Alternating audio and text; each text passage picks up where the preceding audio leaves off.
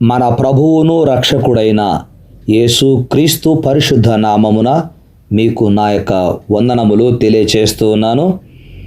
ప్రభువునందు ప్రియమైన వారలారా, దేవుడు ఈ మాసములో 13వ దినమును మనకు అనుగ్రహించి ఈరోజు దేవుడు మనకు చేసిన వాగ్దానమును ఆయన బయలుపరిచాడు గనక దేవుడు బయలుపరిచిన వాగ్దానము నిమిత్తమై దేవునికి కృతజ్ఞతలు చెల్లించుదాం.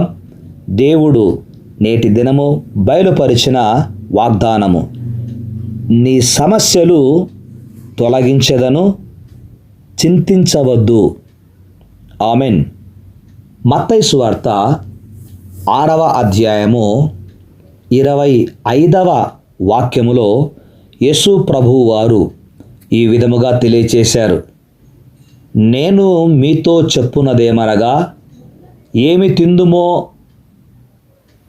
ఏమి త్రాగుదుమో అని మీ ప్రాణమును గూర్చి అయినను, ఏమి ధరించుకుందుమో అని మీ దేహమును గూర్చి అయినను చింతింపకుడి. ఆహారము కంటే ప్రాణమును, వస్త్రము కంటే దేహమును గొప్పవి కావా అని ప్రభు తెలియచేశాడు. యేసు ప్రభువు చెప్పిన మాట ఏమిటంటే, మీరు దేనిని గురించి చింతించవలసిన అవసరము లేదు. నీవు ఏ సమస్యతో చింతిస్తున్నావో ఆ సమస్యలన్నీ కూడా నేను తొలగిస్తాను. లోకము చింతిస్తూ ఉంది, ఏమి తిందుమా, ఏమి త్రాగుదుమా, ఏమి ధరించుకుందుమా, ఎలా జీవించుదుమా, ఎలా సంపాదించుదుమా అని చింతిస్తూ ఉంటారు. కానీ యేసు ప్రభు చింతించడము నిష్ప్రయోజనం అన్నాడు, చింతించడము నిషేధించాలి అన్నాడు. గనుక యేసుక్రీస్తు భవిష్యత్తు కొరకు కృషి చేయడము తప్పు అనలేదు, కానీ భవిష్యత్తును గూర్చి చింతించడము వ్యతిరేకిస్తూ ఉన్నాడు. చింత అనునది ఆధ్యాత్మిక భౌతిక ఆరోగ్యాలను పాడు చేస్తుంది. ప్రభువునందు ప్రియమైన వారలారా, చింతను నిషేధించవలసినదిగా రుజువుపరచుటకు యేసు ప్రభువు ఈ వాక్య భాగములో 7 విభిన్న వాదములను ఆయన బోధించాడు. మత్తయి సువార్త 6వ అధ్యాయము 25 నుంచి 34 వచనాల వరకు 7 విభిన్న వాదములను యేసు ప్రభు బోధించాడు. 1, దేవుడు మనకు జీవమునిచ్చినవాడు గనక ఆయన తప్పక పోషిస్తాడు. దేవుడు మనకు జీవమునిచ్చినప్పుడు తప్పక ఆహారము, వస్త్రములు దయచేస్తాడని మనం విశ్వసిస్తున్నాం. ఆ విశ్వాసాన్ని కాపాడుకోమంటూ ఉన్నాడు. 2, క్రీస్తు ఆకాశ పక్షులను ఉదాహరణగా ఎత్తి చూపుతున్నాడు. అవి చింతించడము జరగదు, భవిష్యత్తు కొరకు అవి వస్తువులను సమకూర్చుకోవు, దాచుకొనుట జరగదు, అయినను అవి పోషింపబడుతూ ఉన్నవి. పక్షులు, జంతువులు, సకల జీవరాశులు మానవుడు తప్ప తమ జీవన వ్యాపారములో ఏమాత్రము చింతింపవు. మనుషులు భూలోక సంబంధమైన సంపదలు, వస్తువులలో భద్రత ఉన్నదని భ్రమించి వాటి కొరకు చింతిస్తూ ఉన్నారు. కానీ పక్షులు, జంతువులు దేనియందే తమ భద్రత ఉన్నట్లుగా భావించి చింతించవే కనుక అవి దేవుని యందు మాకు భద్రత ఉంది అని చింతించకుండా దేవునిమైన భారం వేసి ఉంటాయి. 3వదిగా, చింతించుట నిష్ప్రయోజనము, చించుట వలన ప్రయోజనము శూన్యమంటున్నాడు ప్రభు. 4వదిగా, క్రీస్తు పుష్పాలను ఉదాహరణగా తెలుపుచు అవి చింతించవని జ్ఞాపకం చేస్తూ ఉన్నాడు. వస్త్రములను గురించి మానవులు చింతిస్తూ ఉన్నారు. అడవి పువ్వులు ఏమి చింతించవు, అయినను దేవుడు వాటిని అలంకరించుచున్నాడు. వాటికంటే శ్రేష్టమైన మానవులను ఆయన తప్పక వస్త్రములతో అలంకరిస్తాడు. కనుక చింతించవద్దు అంటున్నాడు. నేడుండి రేపు పొయ్యిలో వేయబడు అడవి పువ్వులు అనగా స్వల్పకాలముండే పుష్పములనే దేవుడు అంతగా అలంకరిస్తే మానవుల ఎడల ఆయన ఇంకా ఎంత శ్రద్ధ కలిగి ఉన్నాడో అర్థం చేసుకోగలము. నీ పట్ల ఆయన ఎంత శ్రద్ధ కలిగి ఉన్నాడో నీవు అర్థం చేసుకుంటే చింతించవు. దేవునికి స్తోత్రం.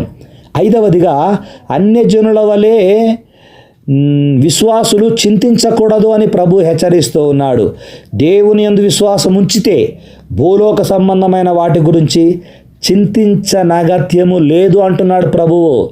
చింతించుట అల్ప విశ్వాసాన్ని మరియు అవిశ్వాసాన్ని సూచిస్తోంది. 6వదిగా చింతను జయించుటకు మొదట ఆయన రాజ్యమును నీతిని వెతకమన్నాడు. దేవుని రాజ్యమును వెతకాలి అంటున్నాడు. అంటే ఆయన చిత్తమును విధేయతకు చూపాలి. ఆయన చిత్తమునకు మనం విధేయత చూపాలి, విధేయులం కావాలి. దేవుని చిత్తమునకు విధేయులమై ఆయన పనిని కొనసాగించుట ద్వారా చింతను జయించవచ్చు అని ప్రభు జ్ఞాపకం చేస్తూ ఉన్నాడు. దేవుని చిత్తం మన జీవితములపై ఆధిపత్యము కలిగి ఉంటే చింతించవలసిన అవసరమే ఉండదు అని ప్రభు జ్ఞాపకం చేశాడు. ఇక 7వదిగా రేపటిని గూర్చి చింతించకుండా ఉండాలంటే ఈ దినమే మనము చేయవలసిన పనిపైన మనసుంచుట శ్రేయోదాయకమన్నాడు యేసు ప్రభు. రేపు అనున్నది మనకు ఉంటుందో లేదో మనం ఎరుగము.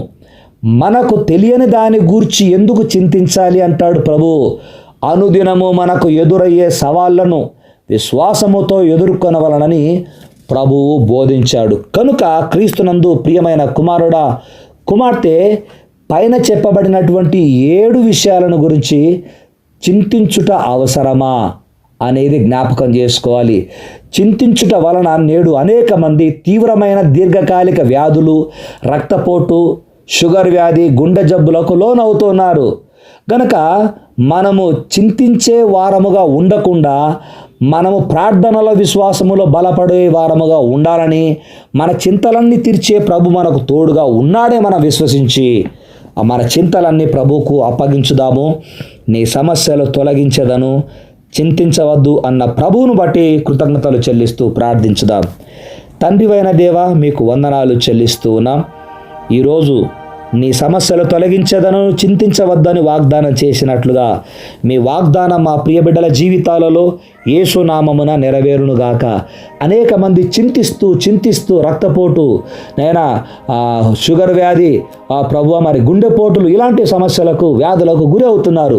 కానీ విశ్వసించిన వారు, మీ యందు విశ్వాసం ఉంచిన వారు చింతించకూడదని మీరు తెలియచేశారు. గనక మీ యందు విశ్వాసం ఉంచి విధేయులైతే మీరు కార్యములు జరిగిస్తారని తెలియజేసినందుకు స్తోత్రాలు చెల్లిస్తూ మా ప్రియబిడ్డల జీవితాలలో కార్యములు జరిగించి మహిమను పొందుమని యేసునామమున ప్రార్థిస్తున్నాను తండ్రి.